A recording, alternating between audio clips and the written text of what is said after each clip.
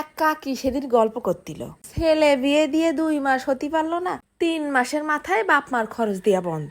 জাগে যা আমরা 2 বুড়ো বুড়ি কোন রকমের সংসারটা চালাইনি পানে। ও শোনা দেবে কন্তে, শহরে পানিটাও কিনে খাতি হয়। আসসালামু আলাইকুম। বাপু, আমার কথা আবার অনেকের গায়ে সহ্য হয় না, চপাত চপাত করে চাবুকের মতো যায় লাগে।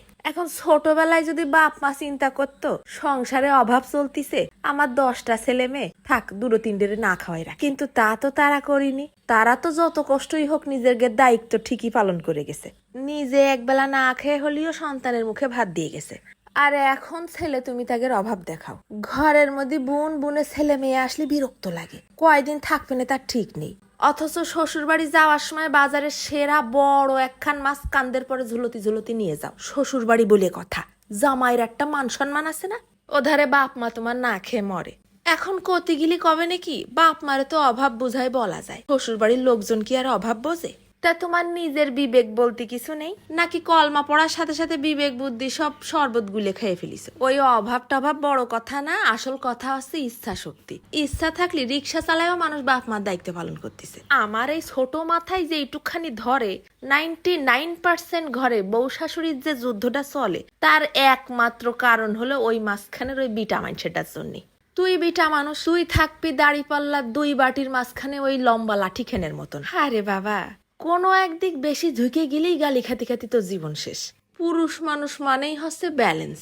এই 2 বিটি যখন চুলোচুলির বিচার নিয়ে তোমার কাছে আসবে, তুমি কোনো চিন্তা ভাবনা যাচাই বাছাই ছাড়াই একদিক হেলে পড়ে বিচার করা শুরু করে দিবা। নাও তোমার জীবনে জাত মারা সারা 2 পক্ষের দায়িত্বই তোমার। তারপর আবার কোনো পক্ষই কিন্তু তুমি ছাড়তে পারবা না। সেই হিসাব করে বিচার করতে গেলে 2 ধামকি দিয়ে বসায় রেখে দিলেই যথেষ্ট। তৃতীয়বার তোমার কাছে আর কেউ চুলোচুলির বিচার নিয়ে আসতে সাহস পাবে না। আর যখন এইসব সাহস থাকবে না, তখন সংসারে এমনিই শান্তি চলে আসবে। বেশিরভাগ ঘরেই বাপ মার খরচ দেওয়া বন্ধ হয়ে যায় বউয়ের কথাই নাই মুখ কালাকালিতে। বিটা মানুষ চায় শান্তি, নে সংসারে শান্তি থাক।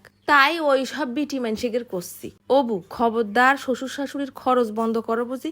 আজকে তোমরা যা করতেছো এটা কিন্তু তোমাদের জন্য একটা ফিউচার ইনভেস্টমেন্ট। তোমার সন্তানেরাও এটা দেখে বড় হচ্ছে যে আমার বাপ মার সংসারে মেলা অভাব দেখেছি, তারপর আমার বাপ মারে কোনোদিন দাদা দাদির খরচ দেওয়া দায়িত্বে অবহেলা করতে দেখিনি। এখন তুমি যদি বাপ মার খরচ না দাও বা না দিতে দাও, তখন কি আর হবে? কিছুই হবে না। তোমার ছেলে মেয়েরা তোমাকে দেখতে দেখতে বড় হবে আর ভাববে খরচ না দিলে কি হয়। আমার দাদা দাদিরেও তো এরকম কোনোদিন খরচ দিতে দেখিনি। ও থাক, বাপ মা একভাবে চালাই নেবে না। বাপ মা তার পিছনে কি করে আইছে সে খেয়াল তার থাকে না। একটা বয়স পার হয়ে গেলি, সংসার শুরু করে দিলি, সন্তান নাকি তখন স্বার্থপর হয়ে যায়। অথচ এই স্বার্থপরতাটা যে বাপ মার কাছ থেকেই দেখে দেখে সন্তান বড় হয়েছে, সেটা বাপ মা কখনোই খেয়াল করে না। এই জন্যই করছি, নিজের ভবিষ্যৎ উজ্জ্বল করতে গেলে সন্তানের সামনে তার দাদা দাদির যোগ্য সম্মান দাও, দায়িত্ব নাও, তুমিও ভবিষ্যতে ঠিক সেরকমটাই ফেরত পাবা। বাবারে একদল আবার এক্ষুনি এসে কবে নে আপনি যে এত বড় বড় কথা করছেন, আপনি করিছেন না? করলে পাবলিক প্লেসে এত বড় বড় কথা বলার সাহস পাইতাম না, কারণ আমার 14 গোষ্ঠী সব সহ আমার ভিডিও দেখে। জুয়ান জুয়ান পোলাপান থাকতে বুড়ো বয়সে বাপ মার যদি ইনকাম করে খাওয়া লাগে, তাহলে সে ছেলে থাকাতে মেয়ে হওয়া ভালো। যাদের কোনো ছেলে নেই তারা যেন আফসোস করো না, কারণ ছেলে থাকলেই যে একেবারে রাজরানী 7 পুরুষ কপাল হয়ে যাবে এইরকম কোনো কথা নেই। তা কাকির বড় একটা শ্বাস ফেলে কথাটা শুনে আমার একটু মেলা খারাপই লেগে উঠিল। তাই এই বিষয় নিয়ে কটা কথা কতি মন চাইলো। তোমরা যেন আবার কিছু মনে নিয়ে না। আজকে সারাটা দিন ধরে বৃষ্টি হচ্ছে, রান্তি মান্তি মনে ইচ্ছা করতেছে না, তাই একটু শর্টকাটে খিচুড়ি রান্ধিছি, ইলিশ মাছ ভাজি আর বেগুন ভাজি করেছি। খাতে খাতে চলে গেলাম। ধন্যবাদ।